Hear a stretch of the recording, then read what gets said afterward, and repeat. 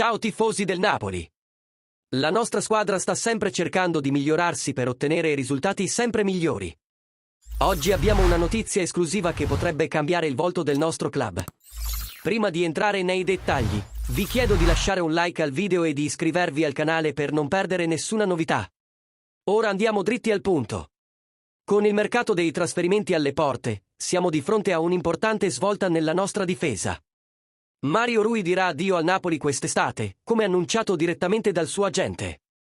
Questo significa che Antonio Conte è alla ricerca di un nuovo terzino sinistro, e abbiamo già un nome interessante sul radar.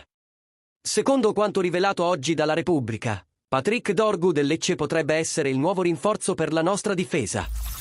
Il giovane danese di 19 anni ha impressionato tutti nell'ultima partita di campionato. Mostrando grandi qualità e sfiorando anche il gol, Dorgu è una prospettiva affascinante e potrebbe essere il profilo giusto per sostituire Mario Rui, apportando freschezza e talento alla nostra squadra. Il Napoli è sempre attento ai giovani talenti che possono fare la differenza, e Dorgu sembra avere tutte le caratteristiche per crescere e migliorare sotto la guida esperta di Conte. La sua abilità difensiva, unita alla capacità di spingere sulla fascia, potrebbe essere cruciale per il successo del Napoli nelle prossime stagioni.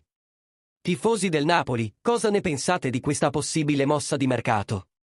Patrick Dorgu è il giocatore giusto per rinforzare la nostra difesa? E come vedete l'addio di Mario Rui? Lasciate le vostre opinioni nei commenti, perché sono molto importanti per la nostra comunità di tifosi. Non dimenticate di mettere un like al video, iscrivervi al canale e attivare le notifiche per restare sempre aggiornati sulle novità del nostro amato club.